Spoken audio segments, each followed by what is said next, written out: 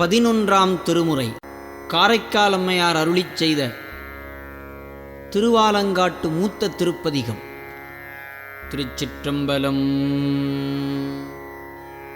கொங்கை திரங்கி நரம்பெழுந்து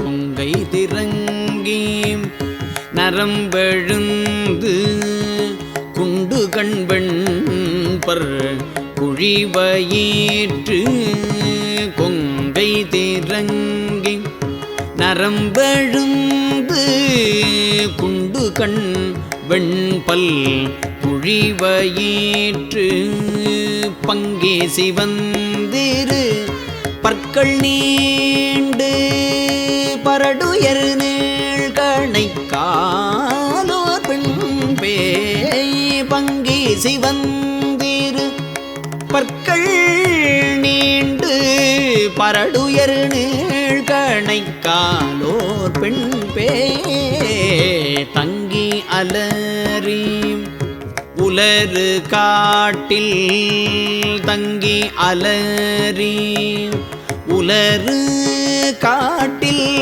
தாழ்சடை எட்டு திசையும் பீசி தங்கி அலறி உலரு காட்டில் தாழ்சடை எட்டு திசையும் வீசி தாழ்சடை எட்டு திசையும். அனைவருக்கும் என் அன்பான வணக்கம். சாந்தம் கமல் வருகின்ற சண்பை ஞான சம்பந்தன் ஆந்தன் பழையனூர் அலங்காட்டி எம்மடிகளை வேந்தன் அருளாலே விரித்த பாடல் இவைவல்லார் சேர்ந்த இடமெல்லாம் தீர்த்தமாகச் சேர்வது. சாந்தம் கமல் மருகின்ற சண்பை ஞான சம்பந்தன் ஆந்தன் பழையனூர் அலங்காட்டி எம்மடிகளை வேந்தன் அருளாலே விரித்த பாடல் இவைவல்லார் சேர்ந்த இடமெல்லாம் தீர்த்தமாகச் சேர்வது. திருச்சிற்றம்பலம்.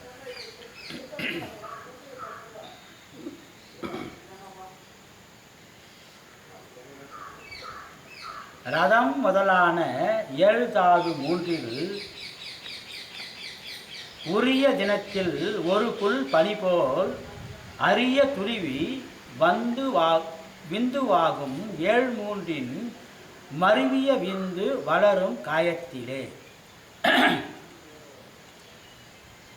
1934வது பாடல் திருமூலர் திருமந்திர பாடலில் ரதம் முதலான 7 தாது 3இல் உரிய தினத்தில் ஒரு புல் பனி போல் அரிய துளி விந்துவாகும் 7 மூன்றின் மருவிய விந்து வளரும் காயத்திலே.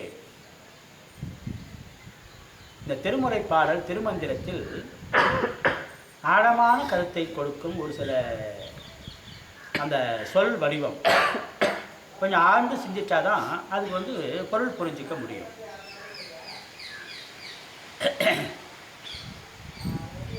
கருவாய் கிடந்தும் கடலே நினையும் கருத்துடையே உருவாய் தெரிந்து உந்தன் நாமம் பயின்றேன் உனதருளால் திருவாய் பொழிய சிவாய நமையென்று நீரணிந்தேன் தருவாய் சிவகதினி திருப்பாதிரி புலியோர் அரணே. நாவக்கிரச வார்த்தை வருது இல்லையா?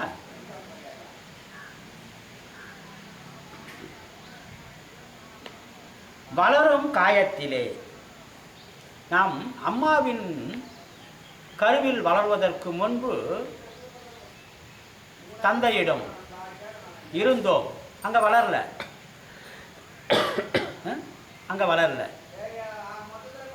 கருவாய் கிடந்துன் கடலே நினையும் கருத்துடையே. தந்தை நினைக்கிறாரு, கருவுற்ற நாள் முதலாக கருவாய் கிடந்துன் கடலே நினையும் கருத்துடையே உருவாய் தெரிந்து உந்தன் நாமம் பயின்றேன். தாண்டிக்காய் அளவு 1 மாத கருவாக நாம் வளரும் போது தாண்டிக்காய் அளவு அப்படியே படிப்படியாக வளர்ந்து குழந்தையா கிளம்பும் இல்லையா அந்த மண்ணுலகில். அதான் சொல்றார், உரிய தினத்தில் ஒரு புல் பனி போல் அரிய துளி விந்துவாகும் 7 மூன்றின் மருவிய விந்து. ஆமா, அந்த உருவமில்லாத அந்த உயிர் அணு தாயின் கருவறையில் வந்து வளருதே, வளரும் காயத்திலே. இதெல்லாம் ஆழமான சிந்தனைகள். கருவாய் கிடந்தொன் கடலே நினையும் கருத்துடையேன் உருவாய் திரிந்து உந்தன் நாமம் பயின்றேன் உனதருளால் திருவாய். ஆமாம், சுவாமியோட திருவருள் இருந்தால் தான், இல்லைன்னா 3ஆம் மாதம் 4ஆம் மாதம் கரு கலைஞ்சிருக்கும் தானே. இல்லை, கரு கலையலை. உனதருளால் திருவாய் பொலிய சிவாய நம என்று நீரணிந்தேன் தருவாய் சிவகதினி திருப்பாதிரி துளியோர் அரணே.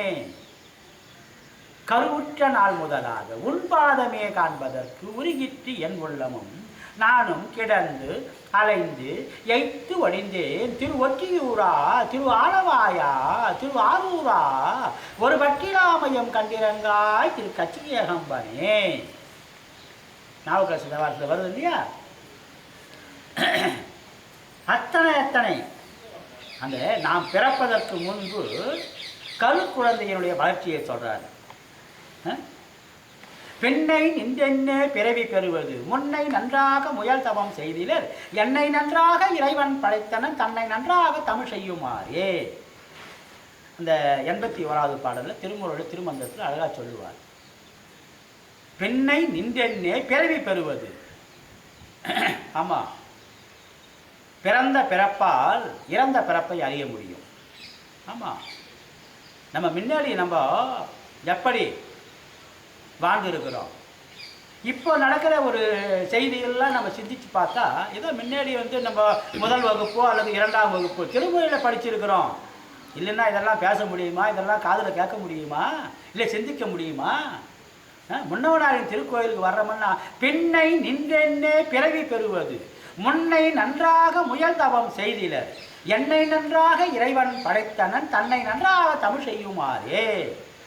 வடக்கிருந்து வந்தாருன்னா காசி, கேதாரம், நேபாளம், திருப்பருப்பதம். திருப்பருப்பதம்னா நம்ம ஸ்ரீசைலம் ஆந்திராவில், திருக்காலத்தி, திருக்காரிக்கரை, அப்படியே திரு ஆலங்காடு. இந்த வழியாக வந்திருக்கிறாரு யார்? திருமூலர் திரு ஆலங்காடு. அவர் வர்ற வழி இந்த குளத்தும்பாக்கத்துக்கு போயிருப்பார் தானே. இந்த திரு ஆலங்காடு குளத்துக்கு பக்கத்துலேயும் அவர் போயிருப்பார் தானே. திரு ஆலங்காடு, காஞ்சிபுரம், திருவதிகை, செல்லை, திருவாடுதுறை, அந்த திருமூலருடைய திருமந்திர பாடல். பெண்ணை நின்றென்னே பிறவி பெறுவது முன்னை நன்றாக முயல் தவம் செய்திலர் என்னை நன்றாக இறைவன் படைத்தனன் தன்னை நன்றாக தமிழ் செய்யுமாறே.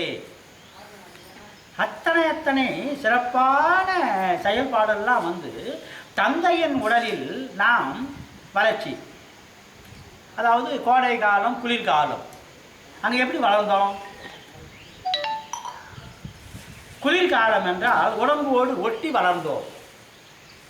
கோடை காலம் சற்று விலகி வளர்ந்தோம். இதெல்லாம் கொஞ்சம் ஆழமான சிந்தனைகள். இந்த ஜகத்தின் உற்பத்தி வருது இல்லையா? தாயின் கருவறையில் சேராத்துக்கு முன்ன தந்தையின் உடம்பு, ஏன்னா ஒரு தட்பவெப்ப நிலை உடம்போடு ஒட்டி இருக்கும். மழை காலமாக இருந்தால் ஒட்டி நம்ம இருந்தோம் தந்தையின் உடம்பில்.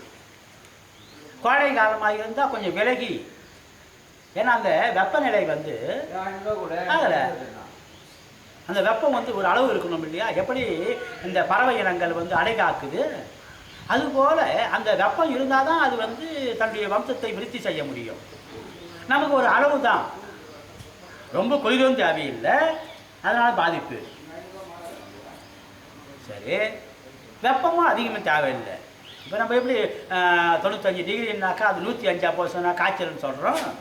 அதுபோல் தந்தையின் உடம்பில் நாம் வளரும் போது மழை காலம், குளிர்காலம், கோடை காலம் கொஞ்சம் விலகி இல்லை ஒட்டி, உடம்போடு ஒட்டி எத்தனை தந்தையின் உடம்பில் நாம் வளரும் போது அந்த ஜகத்தின் உற்பத்தி, அந்த சைவ உணவில் இருக்கிற சிறப்பெல்லாம் நம்ம புரிஞ்சுக்கும் போது என்ன ஆகும்? மாதம் வளர்ச்சி அடைகிறோம். பாருங்கள், ஒரு குழந்தையை திருமண வயதில் திருமணமாகி கருவுறும் காலத்தில் கருவுற்று தாய் அந்த கருவுற்று இருக்கும்போது ஒரு 3ஆம் மாதம் 4ஆம் மாதம் மாங்காய் வேணும்னு கேட்குறாங்க. நியாயமான கோரிக்கை. அந்த புளிப்பு சுவை தேவைப்படுது. அந்த வயிற்றில் வளரும் குழந்தை வளருதுன்னாக்கா அந்த மாங்காயுடைய சுவை வந்து அந்த பெண்ணுக்கு தேவைப்படுகிறது. கருவுற்று இருக்கும் பெண்ணுக்கு, அந்த பெண்மணிக்கு. அப்போ என்ன, அது நியாயமான கோரிக்கை தானே, அப்போ தேவைப்படுது. அதுபோல் ஒரு 5 நிலையாக நம்ம சிந்திக்குங்க. சைவ உணவு அந்த ஜீரண மண்டலம் சீர்பெற. எப்படி நம்ம அந்த ஜீரண மண்டலம் என்றால், நம்ம உணவுப் பொருளை சாப்பிட்றோம்னா அந்த உணவுப் பொருள் வந்து உணவு பாதையில் போய் இறைப்பையில் வயிறு நிறைய சாப்பிட்டோம்பா சொல்கிறோம் இல்லையா, நம்ம நிறைவாக இருக்குதுப்பா சொல்கிறோம் இல்லையா. எத்தனை விதமான அந்த சாம்பார், காரக்குழம்பு, ரசம், மோர், பொரியல் நிறைவாக சாப்பிட்றோம் இல்லையா. அப்போ என்ன ஆகுது, அது எப்படி அதை அந்த தாளிப்பு கூட இப்போ அழகாக பண்ணியிருப்பாங்க. எப்படி இப்போ வடகம் போட்டு தாளிக்கிறாங்கன்னா அந்த எண்ணெயை ஊற்றி அந்த வடகத்தை போட்டு எவ்வளோ நேரம் இருக்கணுமோ அவ்வளோ நேரம் தான். எண்ணெயும் அதிகமாக காயக்கூடாது, காயாமையும் இருக்கக்கூடாது. வடகமும் பொரியணும். கொஞ்சம் நேரம் அதிகமாக இருந்தாக்கா அது வந்து காந்து போடுவோம். சரி, வேகாதையே எடுத்துட்டா அதுவும் பாதிப்பு. சரி, வெங்காயம் தக்காளி உடனே கொட்டுட்டாக்கா, அந்த கடுகு உளுத்தம் பருப்பு வேகாத்துக்கு முன்னே கொட்டுட்டாக்கா, பொரியாத்துக்கு மேலே கடுகு பொரியாத்துக்கு முன்னே வெங்காயத்தையும் தக்காளியும் கொட்டுட்டாக்கா என்செட்டில் என்ன ஆகும்?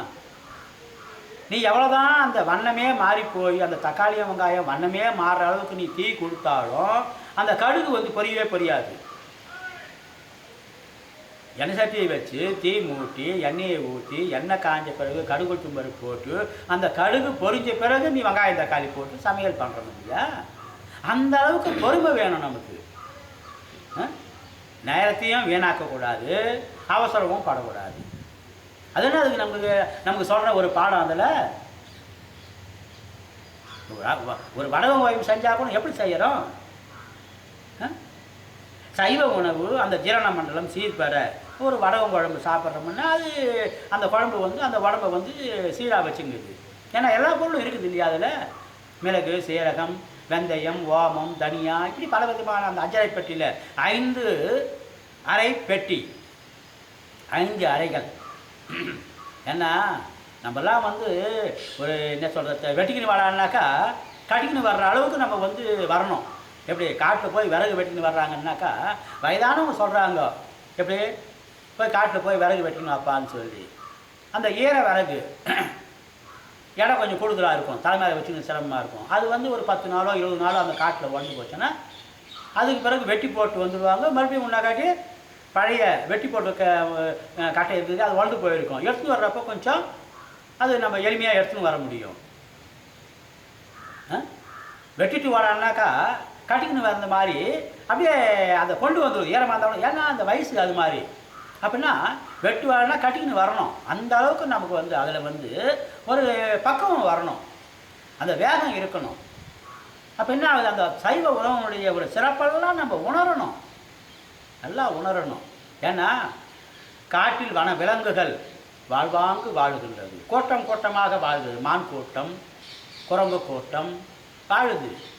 சரி, ஆமாத்தூர், நம்ம ஆமாத்தூர் என்ன ஆகுது, கொம்புகளை வரமாக பெற்ற சிவத்தலம் ஆமாத்தூர், நம்ம விழுப்புரம் பக்கத்தில். அப்படின்னா அந்த கொம்புகளை வரமாக பெற்று அந்த காட்டில் புலி இருக்குது, அந்த புலியினால் எங்களுக்கு தொந்தரவு, எங்களுக்கு கொம்பு வேணும்னு கேட்டுச்சு.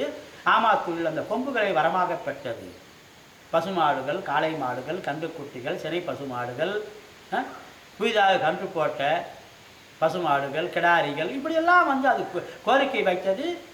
பிறக்கும்போது கொம்பு இல்லை, அதுக்கு பிறகு கொம்பு முளைச்சி வருதுன்னாக்கா அந்த புலி கூட்டம் 4 பசுமாடு ஒன்றா சேர்ந்தாக்கா புலி ஓடுது. ஆனால் அந்த புலி கூட புலி பசித்தாலும் அருகும்பில்லு மேயுமா? மேயாது. அது என்ன பண்ணும், அது செய்கிற வேலையை அது செய்யும். சரி, ஆனால் அதுக்கு கூட ஒரு பக்குவம் கிடைக்குது. எப்படி, 2 தலை 1 வால் கொண்ட பசுமாட்டை புலி சாப்பிடாது. அது என்ன 2 தலை 1 வால்? பசுமாடு கன்று ஈனும் போது அந்த தாய் பசுனுடைய தலை ஒன்று, கன்றுக்குட்டியினுடைய தலை ஒன்று. இன்னும் பிரசவம் ஆகலை, முழுசாக ஆகலை. அந்த கன்றுக்குட்டியினுடைய வால் உள்பகுதியிலே இருக்குது, தாயினுடைய உடம்புலையே இருக்குது. அதை பார்த்துச்சானாக்கா அது என்ன ஆகுது, அந்த புலி வந்து கடிக்காது. ஏன்னா பசுமாடு ஓட முடியாது. பசுமாடு கண்குட்டி போடுங்கிறப்ப எப்படி ஓடும், அது ஓட ஆகாது. ஆனால் ஓடலைன்னாலும் இது வந்து அந்த புலி போய் கடிக்காது. அதான் அதனுடைய சிறப்பு. அந்த சைவ உணவுடைய ஒரு பகுதி அந்த மாதிரி காற்று வாழும் வன விலங்குகள் வாழுகின்றது, வன மிருகங்கள் இருக்கின்றது. அந்த வன மிருகத்துக்கு கூட சுவாமி வந்து அந்த கருணையை கொடுக்கிறார். ஏன்னா ஐயிரண்டு திங்களாய் அங்கமெல்லாம் நொந்து பெற்று அந்த பசுமாடு கன்று ஈனும்போது எவ்வளவு சிரமப்பட்டு சிரமம் இருக்குந்தானே. நமக்கு ஒரு மூக்கில் புண்ணு வந்தால் மூக்கு வலிக்குது, காதில் புண்ணு வந்தால் காது வலிக்குது. ஒரு பிரசவத்தின் போது ஐயிரண்டு திங்களாய் அங்கமெல்லாம் நொந்து பற்றி உள்ளங்காலிருந்து உச்சிந்தலை வரை வலிக்குதே. பார்க்குறோம் இல்லையா, நம்ம உணர்றோம் இல்லையா? அதனால் வந்து அந்த சைவ உணவில் இருக்கிற சிறப்பெல்லாம் வந்து நம்ம புரிஞ்சுக்கணும். காணூறு கோடி கடிகம சந்தனம் வானுர மாமலரிட்டு வணங்கினும் ஊனினை நீக்கி உணர்பவர்க்கு அல்லது தேனமர் பூங்கடல் சேர ஒண்ணாதே. ஒரு இலையல் வந்து முழுமையாக கிடைக்கணும்னா 20 குழி நிலத்தில் 20 மூட்டை நெல் விளைஞ்சா போதுமா? 20 40 மூட்டை நெல் விளையணும். அப்படி விளையும் போது தான் அந்த விவசாயி மேலும் மேலும் பயிர் பண்ண முடியும். பண்ண செலவுக்கும் வந்த வருமானத்துக்கும் சரி போச்சனா எப்படி? அதனால் வந்து நம்ம ஏன்னா சொன்னத்தையும் ஏன் திருப்பி சொல்கிறோம்னா, இது வந்து அந்த உயர்தன்ம நன்னெறிகள் பல முறை சொல்லும்போது தான். எப்படி குழந்தைக்கு பாடம் நடத்துகிறவங்க பாருங்கள், ஒரு காலகட்டத்தில் வந்து நாங்கள்லாம் படிக்கிற காலத்தில் வாய்ப்பாடு படிக்கும்போது 2 2 4 3 2 6 வரிசையாக போவோம். 14வது வாய்ப்பாடு வரையும் 16 வரையும் வரும். 14வது வாய்ப்பாடு, அதுக்கு முன்னாடி 20 வாய்ப்பாடு, அப்படியே பெருக்கி நம்ம இப்போ எந்த விதமான கால்கட்டம் தேவையில்லை. அப்படியே மனசுலேயே பெருக்க முடியும், கணக்கு போட முடியும்.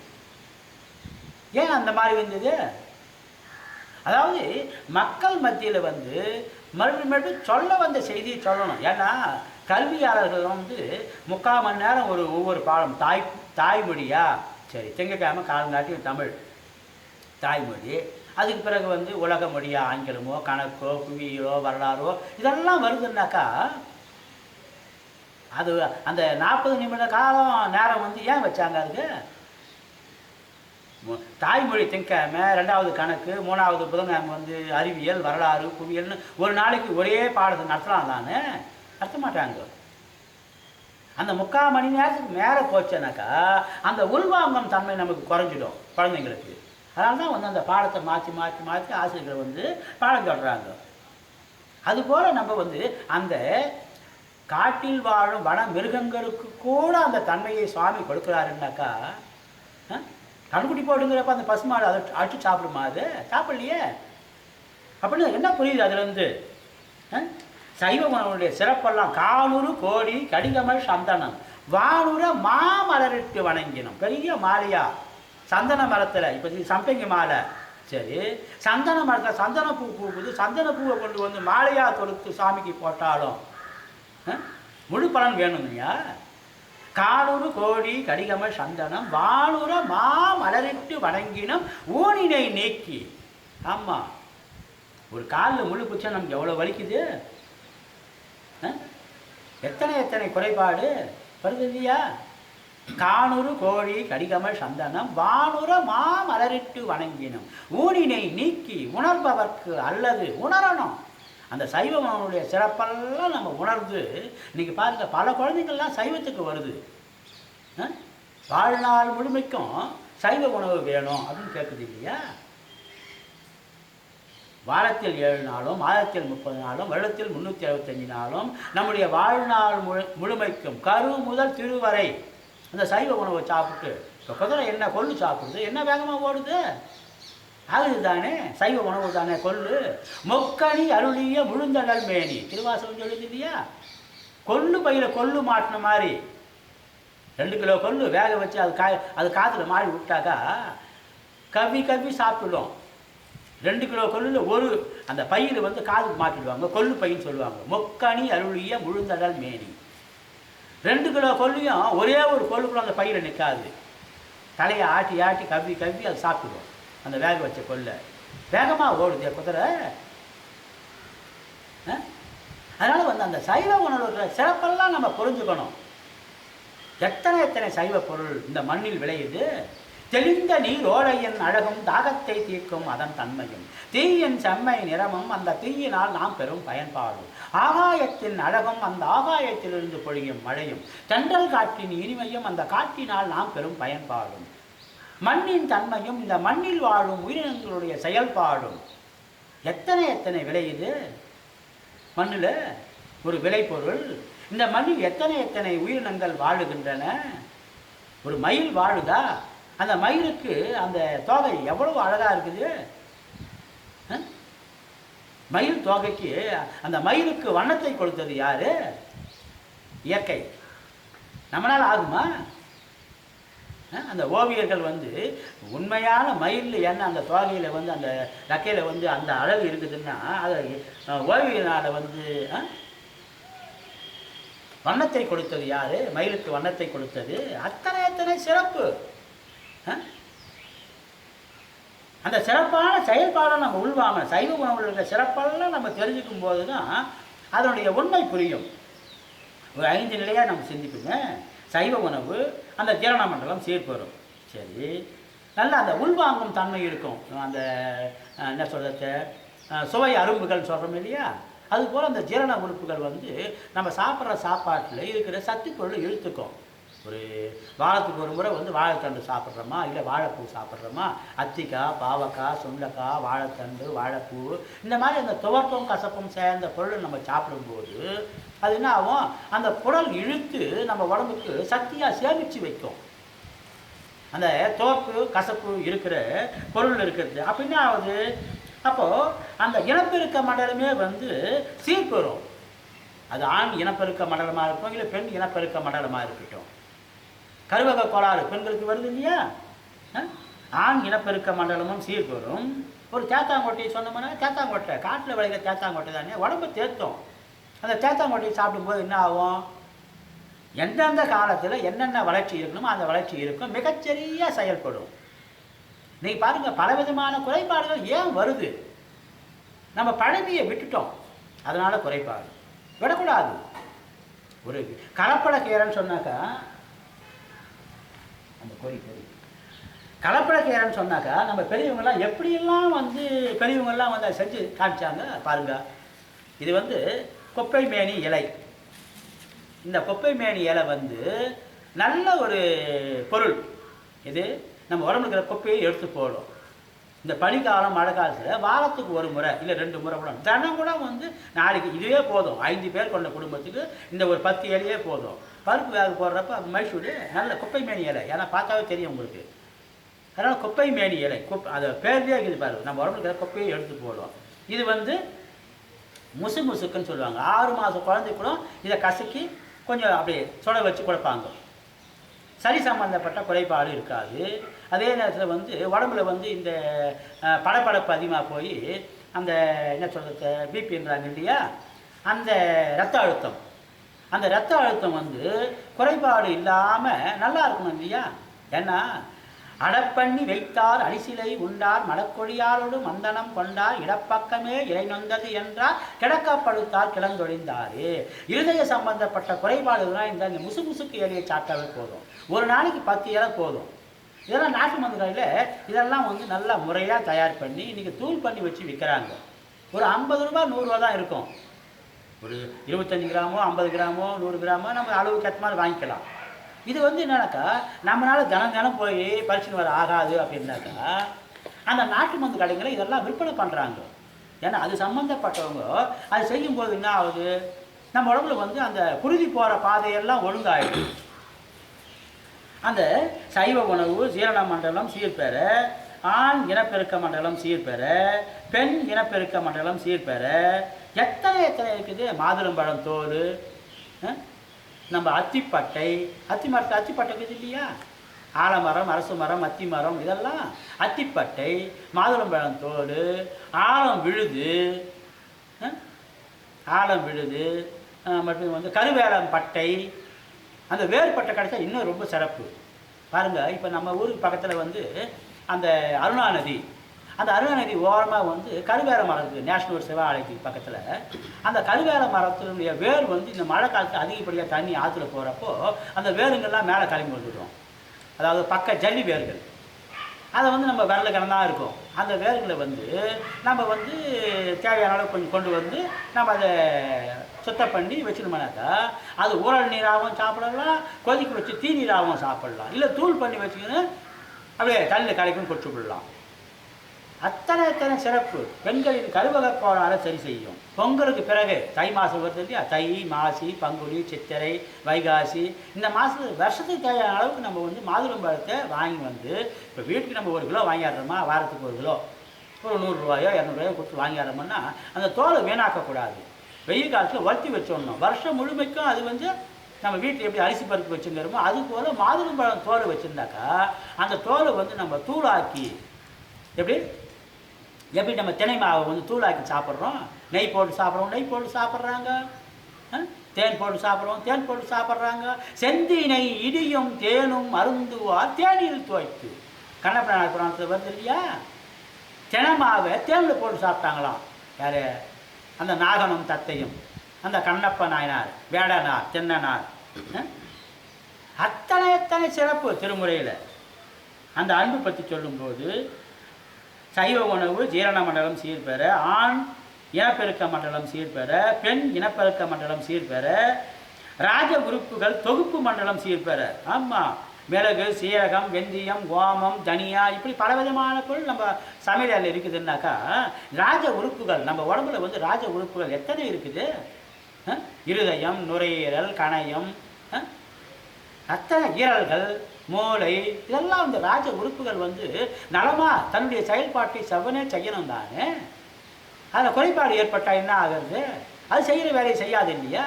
இப்போ நம்ம பலமாக காற்றடிக்கும் போது நம்ம தூசு வந்து நம்ம கண்ணில் வந்து தூசு விழுது. அப்போ என்ன ஆகுது? மூளை சொல்லுது உடனே, சரி கண்ணில் தூசு விழுந்து போச்சு, தண்ணி வர வை. ஒன்றும் பண்ண தேவையில்லை, கண்ணை அப்படி நீக்கி புட்டுனா போதும். அது மாதிரி சலசான தண்ணி வந்து தண்ணி கூட சேர்ந்து தூசம் கீ வந்து விழுந்து போகுது.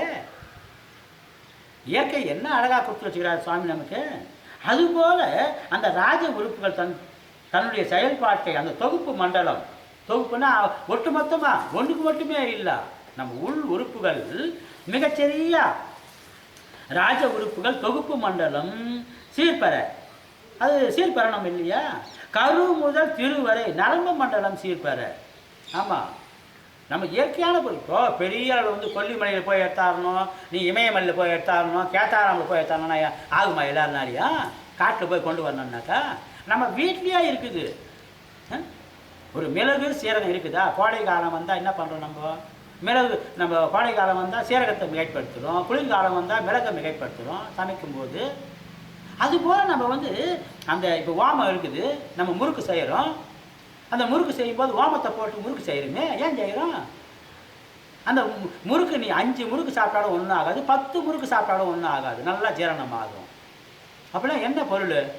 அரிசின்னு செய்கிற ஒரு தினை அரிசி மாவு ஆக்கி அதில் முறுக்கு செய்கிறோம். ஒரு அரிசி, அந்த அரிசியை வந்து மாப்பிள்ளை சம்பா, மடுகு முழுகி சம்பா, தெல்லை நாயகன், இந்த அரிசியெல்லாம் வந்து நம்ம மாவாக்கி அதில் முறுக்கு செய்கிறோம்னா அந்த முறுக்கு செய்யும்போது ஓமத்தை ஒரு 5 ரூபா 10 ரூபா கொடுத்து ஓமத்தை வாங்கி போடுறோமே. அப்போ என்ன ஆகுது? அந்த ஓமம் வந்து ஜீரண உறுப்பை மிக சரியாக சீர்படுத்துது. அதே மாதிரி பாருங்க, தனியா, இந்த தனியா கூட நம்ம வந்து நல்லா பயன்படுத்தணும். வேலை இத்திரை யாத்திரை பிழைக்கும். அதனால் வந்து ஒரு தூக்கம் வரலையா, ஜாதிக்காய் ஒரு பட்டாணி அளவுக்கு நம்ம கொண்டு வரணும், நம்ம உள்ளுக்கு சாப்பிடணும். ஒரு ஜாதிக்காய் வந்து ஒரு வாரத்துக்கு சரியாக போயிடும், இல்லை 4-5 நாளைக்கு 5 நாளைக்கு வரும். ஜாதிக்காய் சாப்பிட்டா நல்லது, நல்லா ஆழ்ந்த நித்திரை வரும். பிறந்த குழந்தை 20 மணி நேரம் தூங்குது, அப்படிப்படியாக குறைஞ்சி இப்போ இந்த மாதிரி குழந்தைங்கள்லாம் வந்து ஒரு 8 மணி நேரம் தூங்கணும், இல்லை 10 மணி நேரம் கூட தூங்கலாம். இன்னும் சின்ன குழந்தைங்க 50 வயசுக்கு மேலே போனால் 5 மணி நேரம் தூங்கினா போதும். அது ஆழ்ந்த நித்திரையாக இருக்கணும். அத்தனை ஏன்னா இந்த வேலை நித்திரை யாத்திரை பிழைக்கும் என்று சொல்லுவார். யாத்திரைனா சிவத்தலை யாத்திரை போயிட்டு வரணும். மாதம் முடியுமா, 3 மாதம் ஒருத்தர முடியுமா, 6 மாதத்துக்கு முடியுமா, இல்லை சிவராத்திரினாலும் சிவத்தலை யாத்திரை போயிட்டு வரணும். முன்னவனாரின் திருக்கோயில் எத்தனை சிறப்பு இருக்குது. அது ஒரு வில்வ மரத்தங்கி இருந்தாலும் அங்கே போய் வழிபாடு பண்ணணும். அந்த கோயில் குறக்காரம், அந்த தண்ணியை நம்ம தொழிச்சினா போதுமே, ஆகந்தானே. அத்தனை அறியாமல் ஏனும் அறிந்தேனும் செய்து செரிகின்ற தீவினைகள் எல்லாம் நெறி நின்று நன்முகில் சேர் காலத்தினாதன் அடிப்பணிந்து பொன்முகலி ஆடுதலும் போம்.